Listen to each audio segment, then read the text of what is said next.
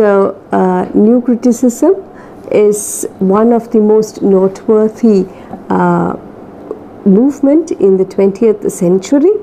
It effected a total transformation in the literary studies as such, and they were entitled, or they were given this new shift or a change in the criticism itself.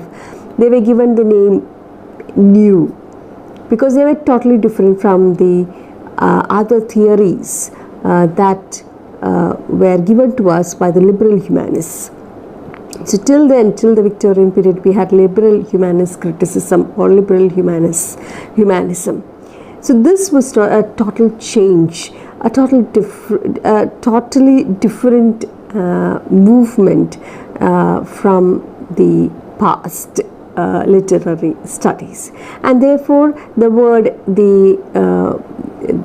there was a lot of emphasis on the word new, and that is why it's called New Criticism. I did tell you that they had a lot of similarities with Russian formalism as well. Now, the Russian formalists, they believed in the words, form. It was all about form, right? For them, only the text mattered. Whatever was written in the text, the words in the text, that mattered to them.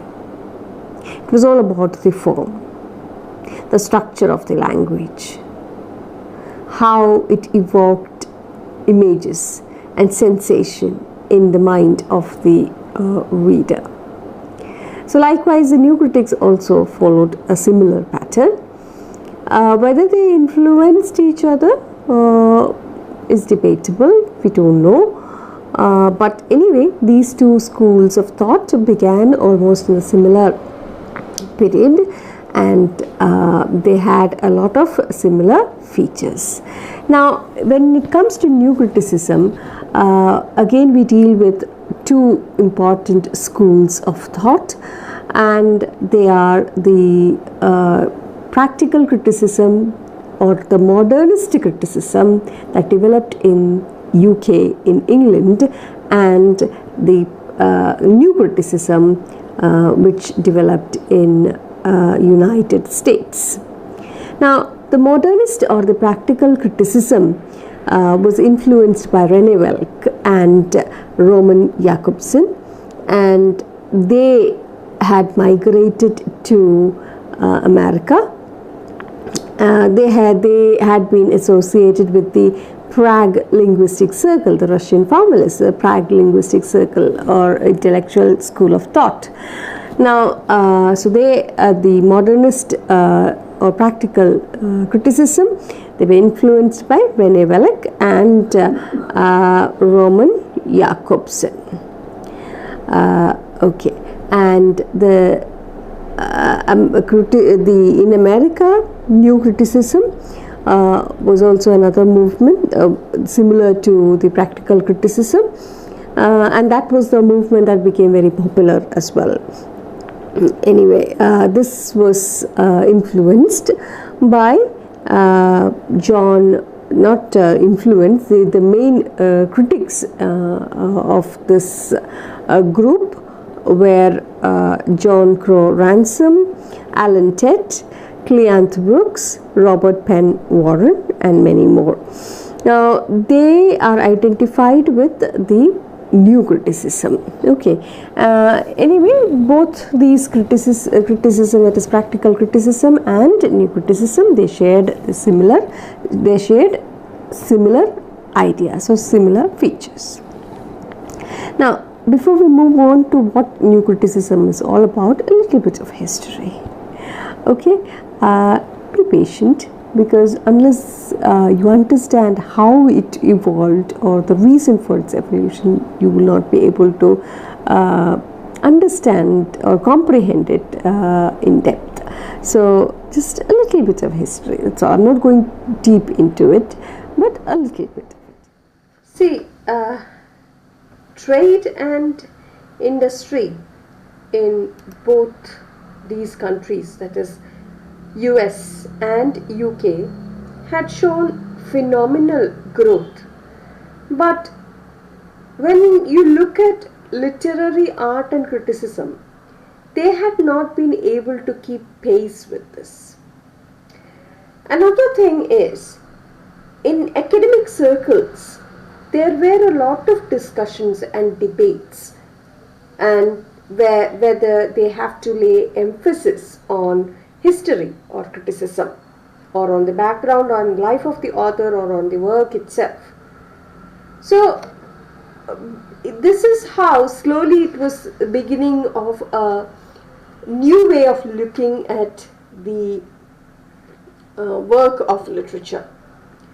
The earlier liberal humanism or the humanist theories failed to give or failed to scientifically explain. They gave a lot of theories, they gave a lot of importance, or they stressed on how a poetry should be, how a poem should be written, what critics ought to be, and all that. But they were not able to scientifically prove its formations.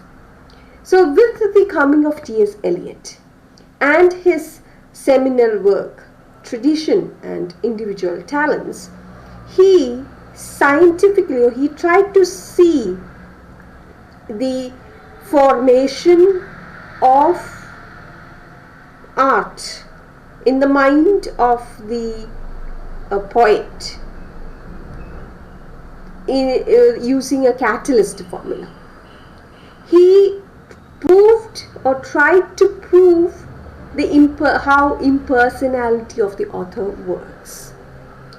He gave, through his catalyst formula or his catalyst experiment or the formula, he slowly moves from the liberal humanist theories to bringing the literary criticism to be scientifically tested and proven. So that was the beginning of the new style of criticism, where emphasis on the scientific side was given. Now, these people, that is the new critics, were greatly influenced by Matthew Arnold, T.S. Eliot, and I.A. Richards. Now, what is new criticism? If you look at the slide here, you will understand the text is everything. It is a complete work of art. It is an example, it's example to validate our interpretations. It is a source to analyze and get true meaning. So text is everything. You don't have to look at anything external to the text. Everything is within. It is self-contained. Okay. Now you have two schools of criticism. They are practical criticism and new criticism. Both these criticism have similar features. They are both similar.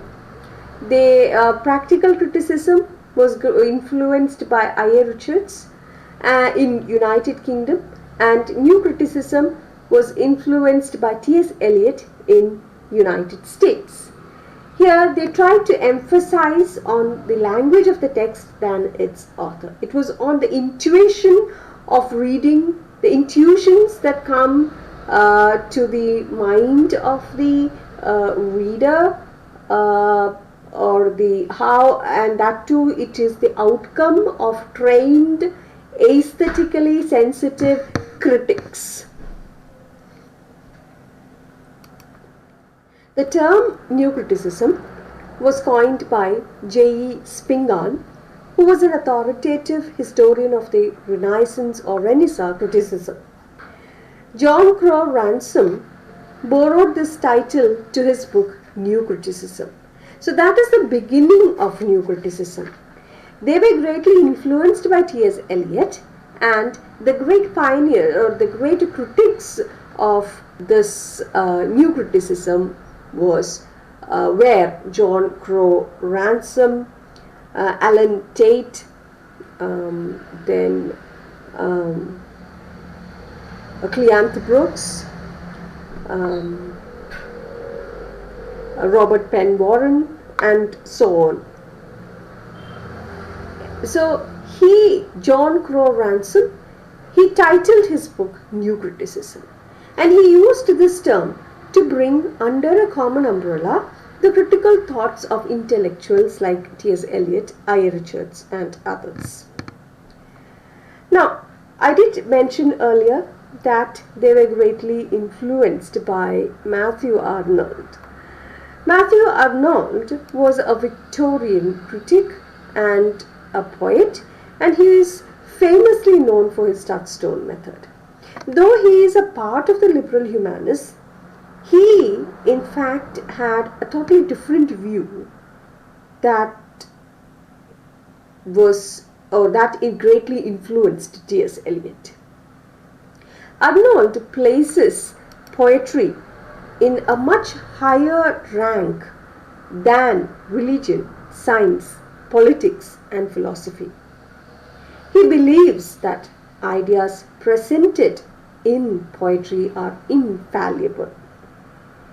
He thinks that only poetry can offer any kind of spiritual or emotional outcome to man. It is the only viable method of interpreting life.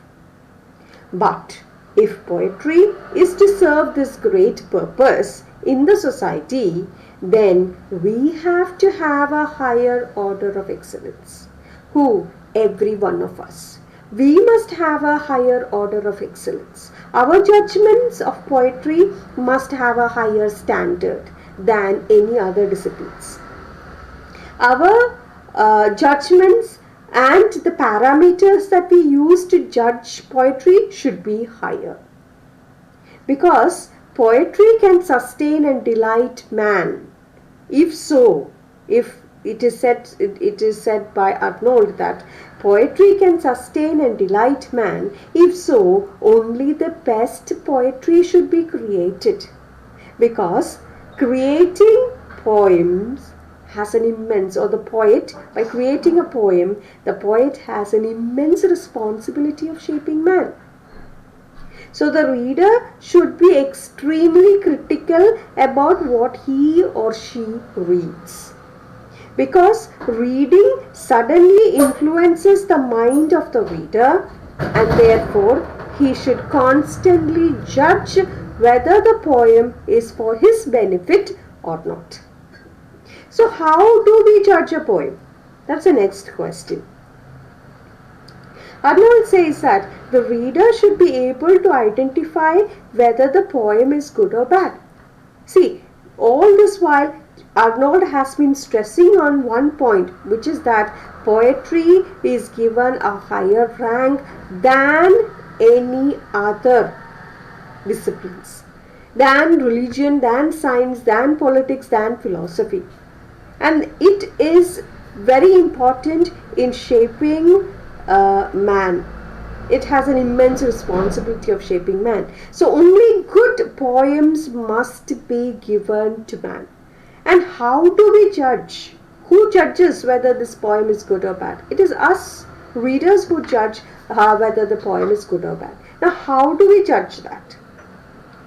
He should be able to, that is the reader should be able to tell or identify whether the poem is good or bad. First important thing.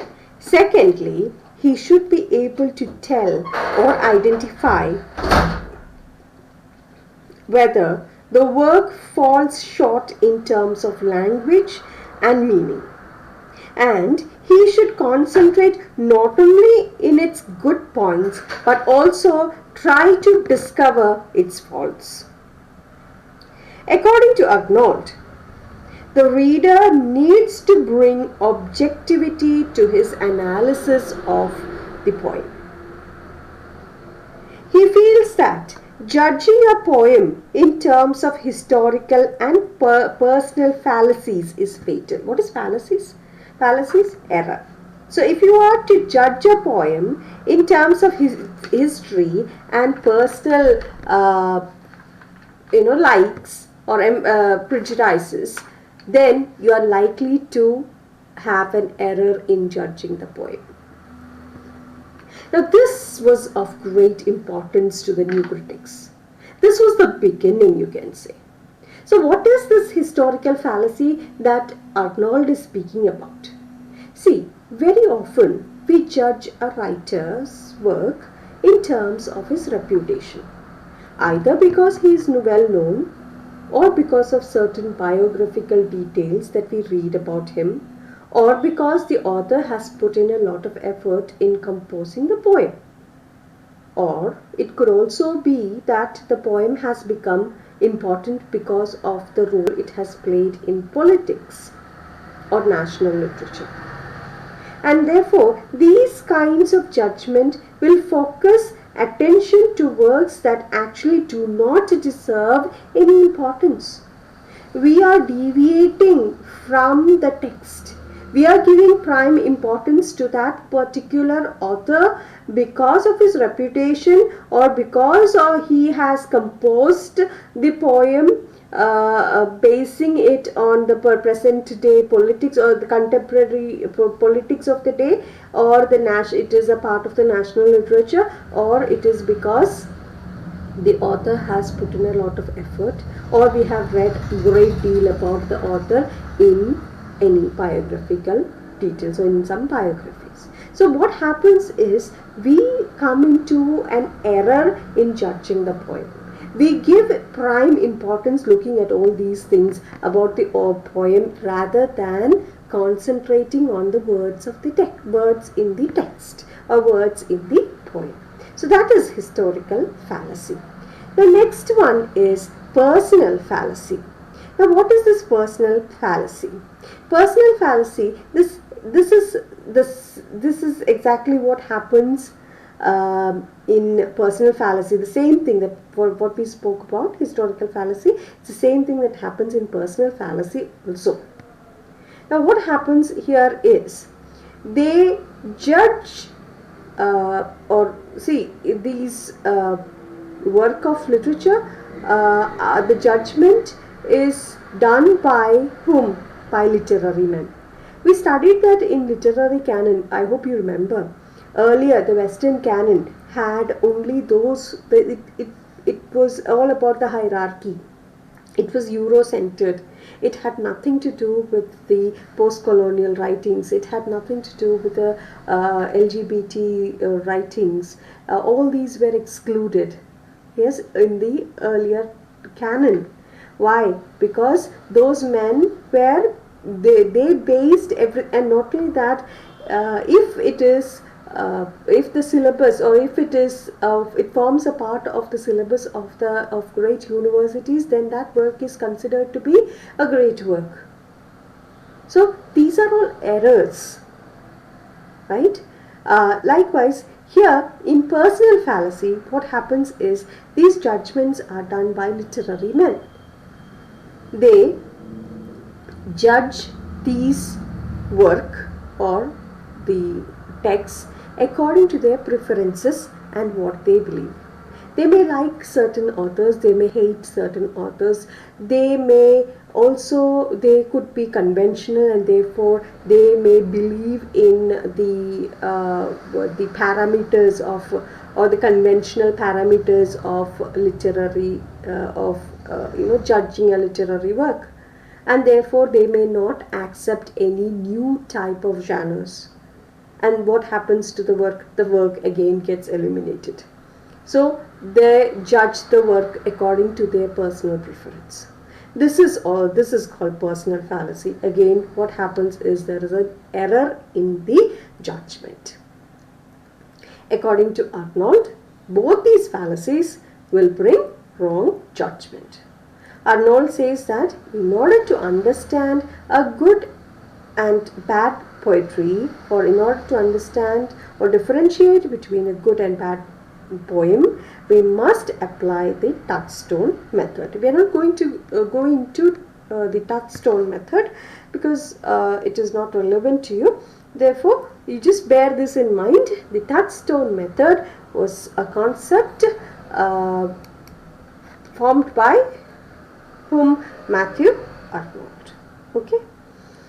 Now, this concept or this touchstone method, not just the touchstone method, this concept of objectivity. This is called concept of objectivity by whom? By Matthew Arnold, and this had a great impact on T.S. Eliot. Here we have T.S. Eliot. T.S. Eliot is a famous 20th century critic and poet, and he is noted for his concepts on impersonality of the author, objective correlative, tradition, yes, which we shall be studying in detail in the next semester. Now, T.S. Eliot had a great, or he influenced the new critics. So from Arnold itself, we see the features that is depicted in the new critics. Arnold also, the objectivity, the concept of objectivity, which was later taken up by T.S. Eliot. All this formed, or all this had a great impact on the new critics. Okay. Now, T.S. Eliot, however, he can be considered the pioneer of new criticism, and he was influenced by Arnold. However, he mockingly called the new critics method in the beginning. He mockingly called the new critics method as lemon squeezing method. He opposes lemon squeezer critics. Now, who is this lemon squeezer? What does it mean? It means that the critics, see, new criticism is all about the text. Every single word in the text is taken and analyzed.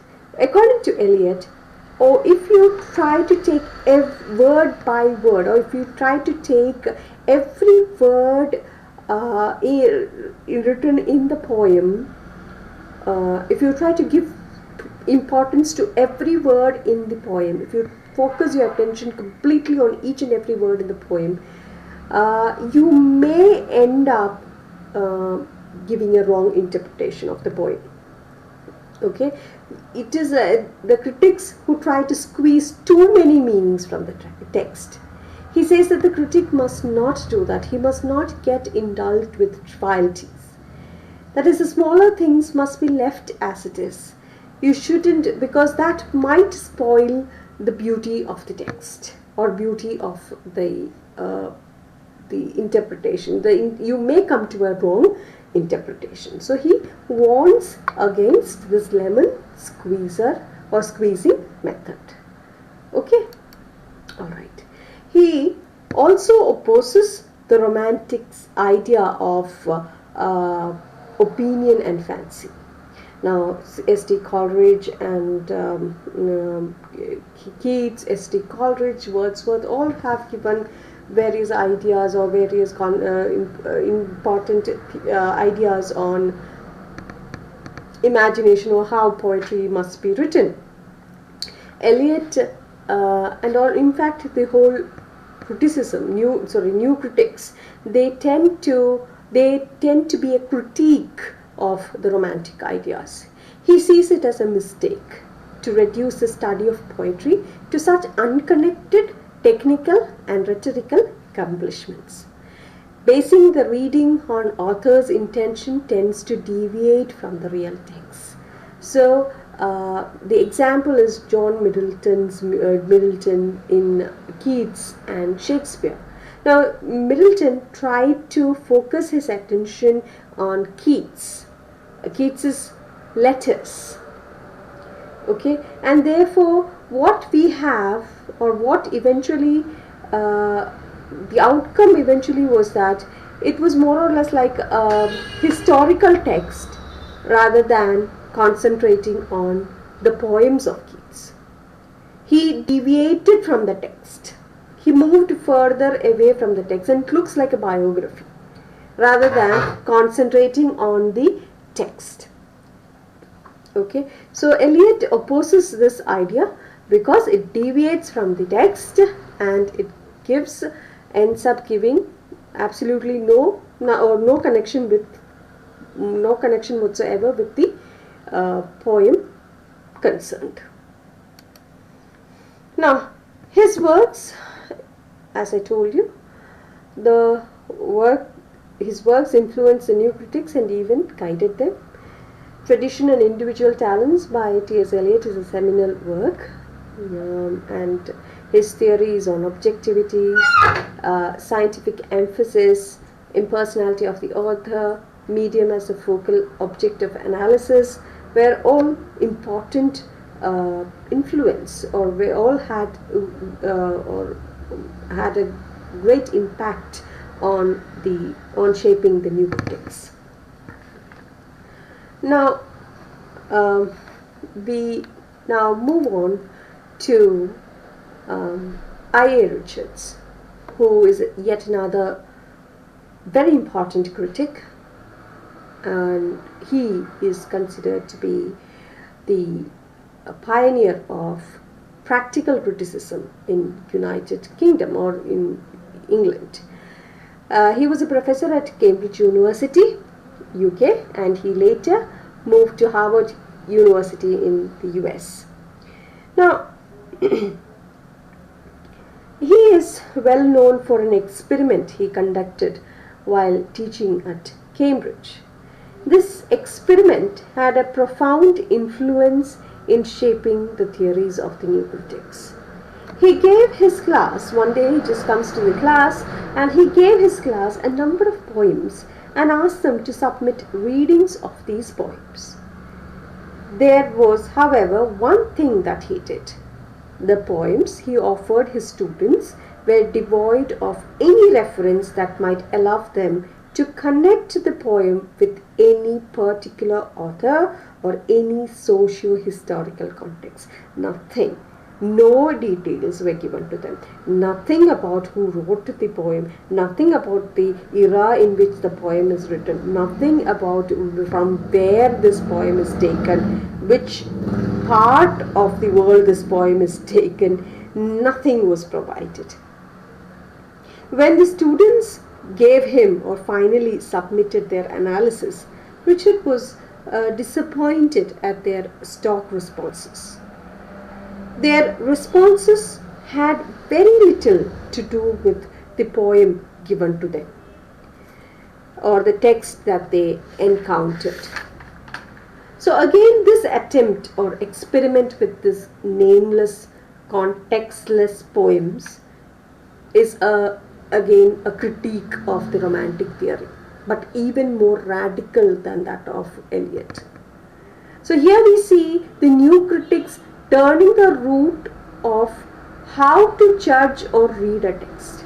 It is against subjectivity, a critique of the Romantics, a subjectivity that the Romantics were noted for. They are going against it. It is for objective reading of the poem. Arnold suggests this in the beginning itself. What matters for Richards are just the words on the pages, and this intensive concentration of the text forms the hallmark of the new kind of literature or the new kind of literary criticism that Richards initiated, known as practical criticism. Okay, and the reading strategy under this is known as closed reading, which we will be taking up soon. Practical criticism. So what is practical criticism? Practical criticism was initiated by I.A. Richards. His important works are Principles of Literary Criticism and Practical Criticism. His seminal concepts are emotive and referential language and close readings. Okay, so what is emotive and referential language? What does it mean? Okay, what do you understand by emotive and referential language? Now, according to I.A. Richards, in his work Principles of Literary Criticism, in his book Principles of Literary Criticism, he says that language can be used in two ways. One is scientific way of using the language, and the other one is emotive way of using the language. Scientific way is otherwise referred to as referential language. See, whenever we want to talk about facts, we generally talk about true or false. We generally talk about whether a particular thing is true or not. For example, sun rises in the east, it sets. Okay, so it is a scientific fact. What if I am to say sun rises in the west? It is not.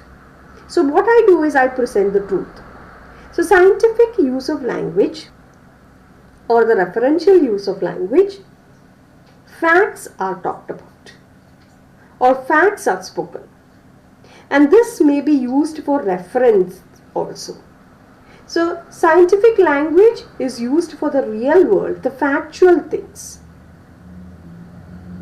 Our studies, our talks, perhaps at the supermarket, enquiring something, where we are looking for something. So it's all about facts, it's all about information and nothing else. That is called scientific or referential language. And what about emotive use of language? What do you mean by emotive use? Emotive use of language or uses emotions. They generate emotional feelings in the readers. Poetries and stories are full of emotive language. Okay, so I hope the concept is clear to you, and I want you to turn to page number 40. We have discussed the whole page in these few slides. You can come to the second paragraph, where he speaks about he attempted to articulate special characters of literary language like the Russian formalists, differentiating the emotive language of poetry from the referential language of non-literary discourse. That is what it means by emotive and referential language. I have already explained what emotive and referential language is. And then come to the third paragraph. When you come to the third paragraph, page 40, third paragraph, you will also see what Eliot has to speak about opinion and fancy. So all these are already spoken about, okay, or discussed in the slides. Closed reading or close reading, we have a topic as such, and we shall be discussing the topic in detail. All right, and so this is I.A. Richards. All right, so we shall stop for today. Thank you for listening.